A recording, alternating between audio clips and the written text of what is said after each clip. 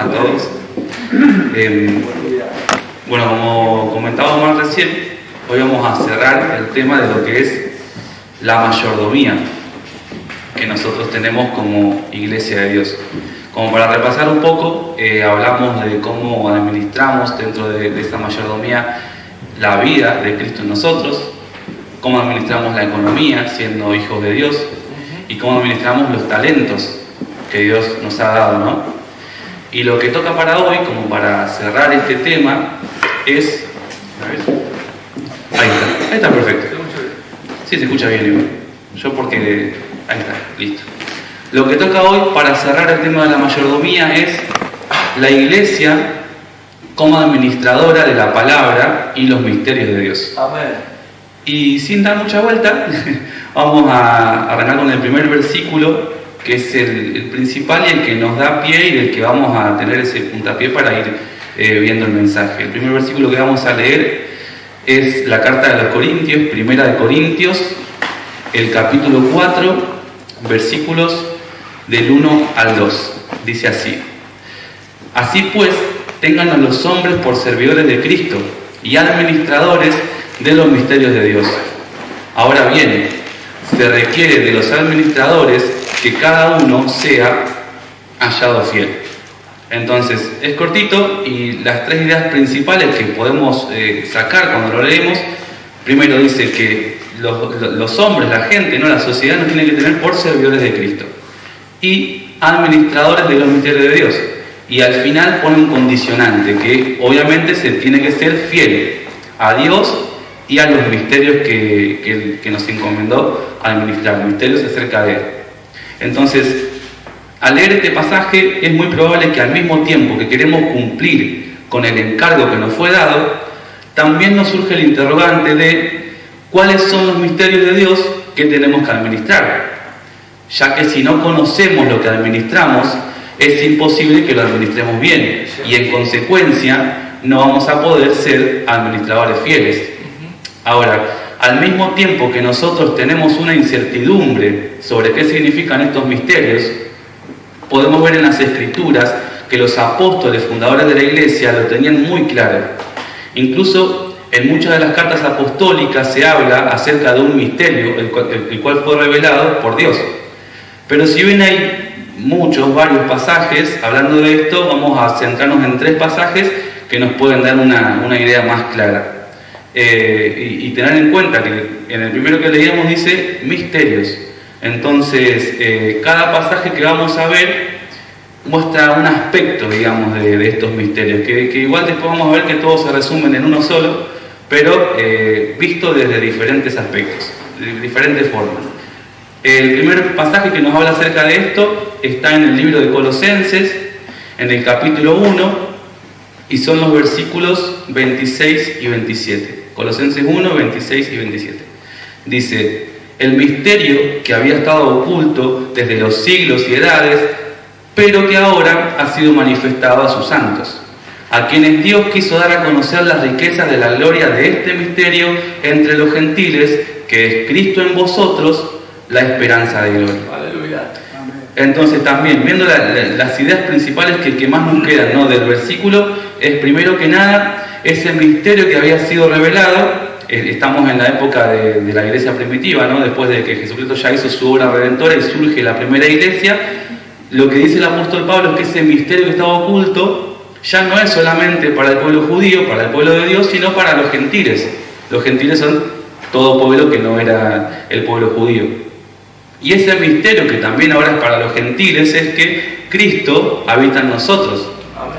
En el Antiguo Testamento Cristo habitaba simplemente en el templo, en el arca. Cuando llega Jesús era Cristo mismo hecho carne en la tierra. Y cuando Jesús termina su obra redentora, dice que Dios mismo a través de la persona de Cristo habita en nosotros. Ese es uno de los aspectos en los que podemos entender esos misterios que fueron revelados. Otro versículo, otro pasaje que nos puede dar a entender es el Evangelio de Juan, también el capítulo 1, y son 2 versículos. Vamos a leer el versículo 1 y el versículo 14. En estos versículos no se nombra explícitamente la palabra misterio, pero sí que es muy revelador leer estos versículos. Son el versículo 1 y el 14. Dice el versículo 1: en el principio era el Verbo, y el Verbo era con Dios, y el Verbo era Dios. Y cuando bajamos un poco más al versículo 14 dice: y aquel Verbo fue hecho carne, y habitó entre nosotros, y vimos su gloria, gloria como del unigénito del Padre, lleno de gracia y de verdad. Primeramente lo que entendemos es que cuando está hablando del Verbo, que en el principio era el Verbo, era con Dios y era Dios, está hablando de Jesucristo, hecho carne. O sea, Cristo mismo, el Hijo, se hace carne, ¿no? Y lo que podemos entender también es que Él es la palabra encarnada, porque cuando dice Verbo, entendemos que es la palabra. Incluso, yo uso mucho la Nueva Traducción Viviente, y en esa versión, la palabra verbo directamente se utiliza la palabra. Entonces lo leeríamos así, sería: en el principio era la palabra, y la palabra era con Dios, y la palabra era Dios, y aquella palabra fue hecha carne.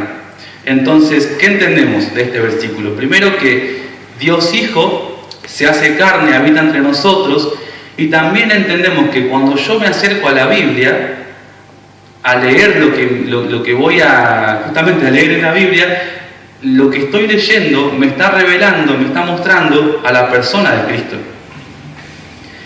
Y el último pasaje de los tres que íbamos a ver para poder entender un poco estos misterios que son revelados, está en el libro de Romanos.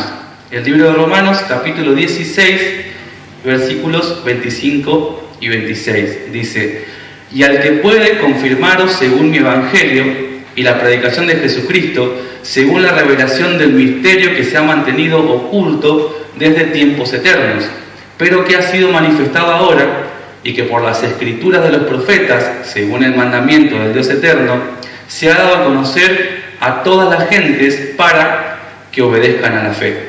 Este también es un poco más de lo mismo, pero es para reforzar un poco la idea, y que también habla de cómo ese misterio revelado desde tiempos eternos, el Evangelio mismo y la predicación de Jesucristo nos revela ese misterio, y también termina diciendo que se ha dado a conocer a toda la gente. Lo mismo que decía el otro, básicamente, que ya no es solamente el pueblo de Israel, no solo los judíos podían acceder a Dios, sino que todo el mundo, y acceder no una vez al año, sino que Cristo mismo habita en nosotros. Entonces, el misterio que tenemos que administrar, el que nos habla el primer versículo, administrador de los misterios de Dios, bueno, ese misterio es Dios mismo a través de la persona de Cristo habitando en nosotros y dándonos una tarea, que es darlo a conocer. Y esta tarea no es solo predicar la palabra, sino permitir que esa palabra viva, que es Cristo mismo, se exprese a través de nosotros. Entonces, si necesitamos leer la palabra escrita, la Biblia, para así poder comprender la palabra viva, que es Cristo, para luego transmitirla, entonces sería bueno que nos preguntemos con total sinceridad la siguiente pregunta: ¿podemos nosotros, desde nuestra inteligencia y sabiduría, comprender correctamente los misterios de Cristo en las Escrituras? De entrada, yo sabía que iba a ser una respuesta rápida. Somos muy conscientes de que somos seres humanos, que somos finitos, somos limitados, efímeros, que bajo esta condición no podemos comprender a un Dios eterno, atemporal, un Dios ilimitado. Simplemente nuestra naturaleza no nos permite comprender los misterios que hay en la palabra de un Dios eterno. Y acá creo que automáticamente a todos se nos viene la respuesta de que, bueno, entonces el que nos guía a comprender es el Espíritu Santo. No es muy difícil de responder. Entonces, acá llegamos, acá aparece en escena justamente la guía del Espíritu Santo, y vamos a leer justamente un pasaje que nos explica de qué manera es que el Espíritu Santo nos revela los misterios de Cristo en la palabra. El pasaje que vamos a leer es 1 Corintios, capítulo 2, versículos del 9 al 14. Dice: antes bien, como está escrito, cosas que ojo no vio ni oído oyó, ni han subido en corazón de hombre, son las que Dios tiene, son las que Dios ha preparado para los que le aman. Pero Dios nos las reveló a nosotros por el Espíritu, porque el Espíritu todo lo escudriña, aún en lo profundo de Dios. Porque ¿quién de los hombres sabe las cosas del hombre sino el Espíritu que está en él? Así tampoco nadie conoce las cosas de Dios sino el Espíritu de Dios. Y nosotros no hemos recibido el Espíritu del mundo, sino el Espíritu que proviene de Dios, para que sepamos lo que Dios nos ha concedido. Lo cual también hablamos no con palabras enseñadas por sabiduría humana, sino con lo que enseña el Espíritu, acomodando lo espiritual a lo espiritual. Pero el hombre natural no percibe las cosas que son del Espíritu de Dios, porque para él son locura y no las puede entender, porque se han de discernir espiritualmente. Entonces acá la palabra nos da un pantallazo en general más o menos de cómo es que el Espíritu Santo nos revela todos esos misterios, cómo el Espíritu Santo nos muestra a la persona de Cristo. Empieza directamente y dice, ojo no vio ni oído yo. O sea, la palabra de Dios no se interpreta desde nuestros sentidos terrenales. Sigue y dice, ni han subido en el corazón del hombre. Cuando la palabra en la Biblia se dice corazón, entendemos que está hablando del alma del hombre. Entonces, tampoco el alma puede comprender los misterios revelados. En el alma habitan nuestro intelecto, sabiduría, nuestra voluntad para decidir, nuestras emociones. Y estas capacidades, estas facultades que tenemos como seres humanos, tampoco son suficientes para comprender los misterios que revela la Escritura. Y automáticamente en el siguiente versículo dice, pero Dios nos las revela a nosotros por el Espíritu, porque el Espíritu todo lo escudriña, aún en lo profundo de Dios. Solo el Espíritu Santo puede revelarnos los misterios de la palabra y darnos una comprensión correcta acerca de los mismos. Por dar un ejemplo, Romanos 8:16 dice, el Espíritu le da testimonio a nuestro espíritu de que somos hijos de Dios. Es el Espíritu Santo el que nos revela esta verdad. Y así con todas las verdades que hay en la palabra que nos muestran a Cristo. Y esto, como para explicarlo un poco mejor, la última vez que me tocó compartir un mensaje, hablábamos de que en este orden de jerarquía así funciona el ser humano. Primero es el espíritu, después es el alma y después es el cuerpo. Entonces, de esta manera, el Espíritu Santo le revela a nuestro espíritu las verdades que leemos en la palabra, y el alma se encarga de ser un canal para transmitir esas verdades que yo conozco en este mundo terrenal a través del cuerpo. Entonces, hemos podido comprender cuáles son los misterios de Dios, que Cristo vive en nosotros, que tenemos que estudiar su palabra para conocer su vida en nosotros y luego darla a conocer a los demás. También entendimos que esta tarea solo se puede hacer correctamente si somos guiados por su Espíritu Santo.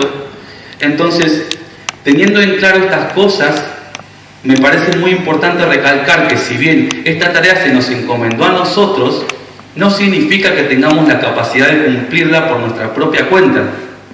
Necesitamos entender que Cristo no es solamente el misterio revelado y la palabra encarnada, sino también es el administrador por excelencia de los deseos del Padre.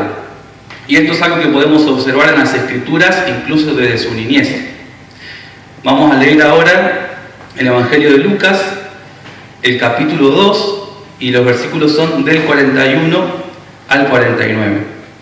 Acá justamente cuenta cómo se pierde Jesús de niño cuando estaba de visita en Jerusalén. Dice así la palabra. Iban sus padres todos los años a Jerusalén en la fiesta de la Pascua. Y cuando tuvo 12 años, subieron a Jerusalén conforme a la costumbre de la fiesta. Al regresar ellos, acabada la fiesta, se quedó el niño Jesús en Jerusalén sin que lo supiese José y su madre. Y pensando que estaba entre la compañía, anduvieron camino de un día y le buscaban entre los parientes y los conocidos. Pero como no le hallaron, volvieron a Jerusalén buscándole. Y aconteció que 3 días después le hallaron en el templo, sentado en medio de los doctores de la ley, oyéndoles y preguntándoles. Y todos los que le oían se maravillaban de su inteligencia y de sus respuestas. Cuando le vieron se sorprendieron y le dijo su madre: Hijo, ¿por qué nos has hecho así? He aquí tu padre y yo te hemos buscado con angustia. Y esto lo voy a leer de acá porque me impresiona el final del versículo. Y dice que Jesús les dijo: ¿por qué me buscabais? ¿No sabéis que en los negocios de mi padre me es necesario estar? Este es el pasaje, ¿no?, que vamos a leer. Y acá nos muestra claramente cómo Jesús, desde su niñez incluso, estaba muy consciente de que su deber era ocuparse de lo que el Padre le había encomendado.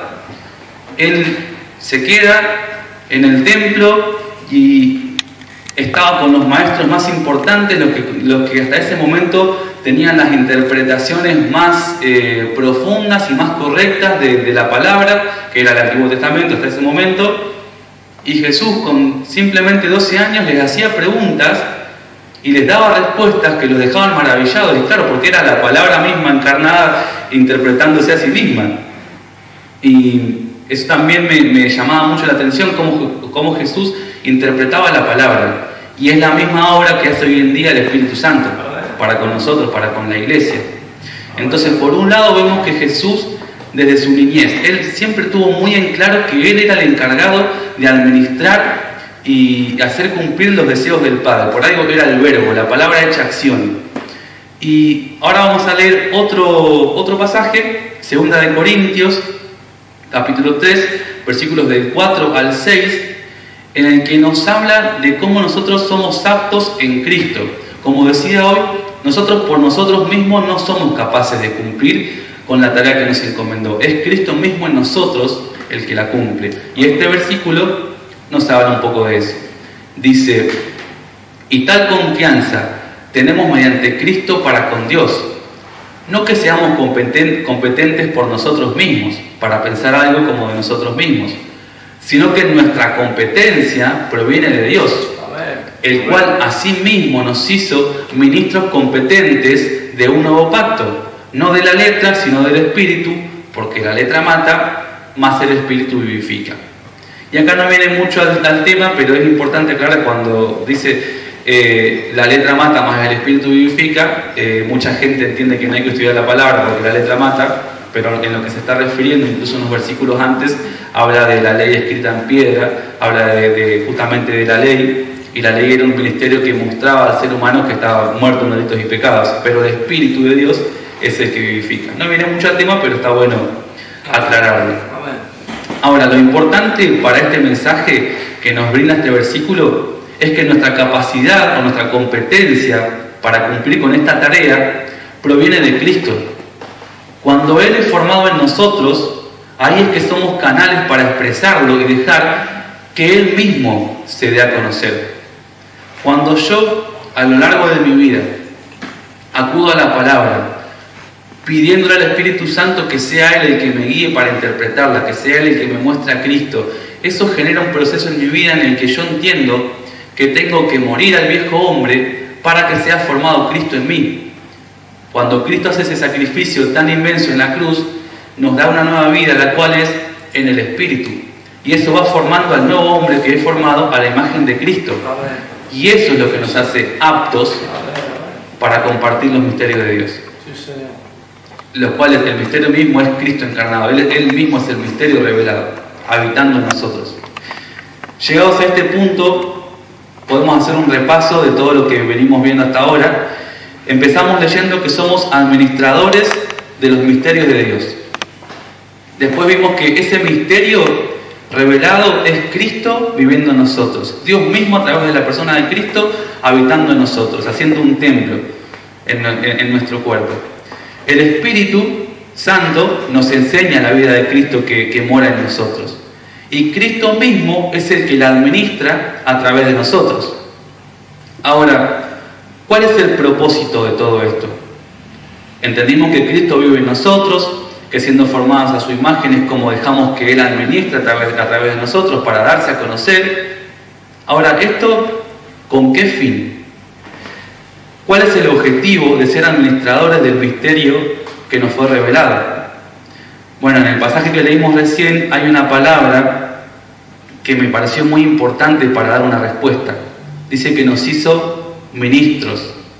Y esto me llevó al versículo con el que más o menos vamos a cerrar. Pero antes de ir a ese versículo vamos a ver el significado, el origen de la palabra ministro, como para estar un poco más preparados para leer ese versículo. La palabra ministro, la palabra ministerio, de la cual proviene la palabra ministro, proviene del latín ministerium, que significa servicio, y que está relacionada con minister, que significa sirviente. Entonces el concepto central es el de servicio y subordinación. Minister es lo opuesto a magister, maestro, que denota autoridad superior. Entonces se dice que nos hizo ministros, es que nos hizo sirvientes. ¿Sirvientes de quién? Del magister, el maestro. Sabemos bien que Cristo no es el maestro, es el que tiene la autoridad. Entonces cuando dice que asimismo nos hizo ministros competentes de un nuevo pacto, nos hizo servidores del maestro, ¿no? Y con esa idea que nos da un poco más de claridad, vamos a leer este versículo. Está cerca del que leímos recién, es también en 2 de Corintios, pero unos capítulos más adelante, es el capítulo 5, versículos del 18 al 21. Dice: y todo esto proviene de Dios, quien nos reconcilió consigo mismo por Cristo y nos dio el ministerio de la reconciliación. Que Dios estaba en Cristo reconciliando consigo al mundo, no tomándoles en cuenta a los hombres sus pecados, y nos encargó a nosotros la palabra de la reconciliación. Así que somos embajadores en nombre de Cristo, como si Dios rogase por medio de nosotros, os rogamos en nombre de Cristo, reconciliados con Dios. Amén. Al que no conoció pecado, por nosotros lo hizo pecado, para que nosotros fuésemos hechos justicia de Dios en Él. Creo que después de leer este pasaje podemos tener finalmente una idea más clara del propósito por el cual Dios nos encomendó ser administradores de la palabra y sus misterios. La palabra es Cristo mismo, y el misterio revelado es que se hizo carne, que habitó entre nosotros, que siendo inocente cargó con nuestros pecados, que murió humillado en una cruz para poder reconciliarnos con el Padre. Este es el propósito por el cual somos siervos, administradores de este gran ministerio, el de dar a conocer a Cristo, autor y consumador de la fe. Amén. Él se encarnó, Él fue a la cruz, Él pagó, Él murió en nuestro lugar, Él nos resucitó, nos justificó, amén, nos dio una nueva vida y nos permite acercarnos confiadamente al trono de la gracia. Él es el que pone en nosotros el querer como el hacer, Él que para de antemano las buenas obras para que las hagamos. Él empezó la buena obra en nosotros y la va a terminar. Él sustenta todas las cosas con la palabra de su poder, y ante Él es que se va a doblar toda rodilla y toda boca va a confesar que Jesucristo es el Señor, para gloria de Dios Padre. En todo esto es que vemos a Dios mismo siendo el administrador perfecto que cumple con la voluntad del Padre. Nosotros, como humanidad, heredamos un pecado original. Heredamos el pecado que engendró a Adán cuando desobedeció a Dios. Y nosotros mismos no éramos capaces de reconciliarnos. Dios mismo fue el que tomó la decisión, que amó al mundo, tomó la decisión de dar a su Hijo, el Verbo hecho carne, para que cumpla con la misión de reconciliarnos consigo mismo, porque nosotros no éramos capaces. Él es el que administra la palabra con fidelidad, porque Él es la palabra viva. Él revela los misterios, porque Él es el misterio revelado, y se da a conocer a través de su iglesia. Y esto por ahí suena un poco duro, pero lo escribí igual y creo que es una gran verdad. El mundo necesita saber que está muerto en sus delitos y pecados, que merece la ira de Dios y que no puede hacer nada para arreglarlo. ¿Pero por qué? El mundo necesita ser consciente de su estado para después poder recibir la buena noticia de que Cristo nos reconcilió con Dios. Esa es la palabra de reconciliación que se nos encargó. Muchas veces hablamos de la buena noticia del Evangelio, en que es una noticia increíble y que mismo nosotros la vivimos. Sabemos que Dios ocupó nuestro lugar, que Dios nos dio una nueva vida, que tenemos una herencia en Cristo inimaginable. Pero para el que no conoce a Dios, ¿de qué le sirve que yo le explique y le hable todo eso si no está entendiendo el estado en el que está antes de conocer a Dios? ¿Qué es lo que dice la palabra? Que el Espíritu Santo trae convicción de pecado. Entonces, para que las personas reciban la buena noticia, tenemos que ser administradores de ese misterio que fue revelado, Cristo mismo. Para que la persona entienda esa buena noticia, el Espíritu Santo en nosotros tiene que usarnos como un canal para llevar convicción de pecado a la persona con la que estamos compartiendo la palabra. Sí, tenemos que ser instrumentos, porque nosotros por nuestra propia cuenta, podemos tener mucha sabiduría, podemos leer la palabra y tener un conocimiento tremendo sobre el contexto histórico de este versículo, sobre el contexto cultural y entender y tener un conocimiento incalculable. También podemos desde nuestras emociones decir, pero mirá qué buena enseñanza, qué tremendo lo que hizo Cristo, que fue a la cruz cuando no lo merecía, y nos emociona y nos hace llorar y nos pone contentos ver eso. Y al otro día tenemos una discusión con alguien, nos ponemos mal y nos olvidamos del sacrificio y estamos todo el día mal y le hablamos mal a todo el mundo con el que nos cruzamos. ¿Y dónde quedó eso que yo había leído? Porque desde mis emociones tampoco soy capaz de compartir eso. Es en nuestro espíritu que tenemos que ser guiados por el Espíritu Santo, que tenemos que ver lo que el Espíritu Santo revela de Cristo mismo. Simplemente somos instrumentos.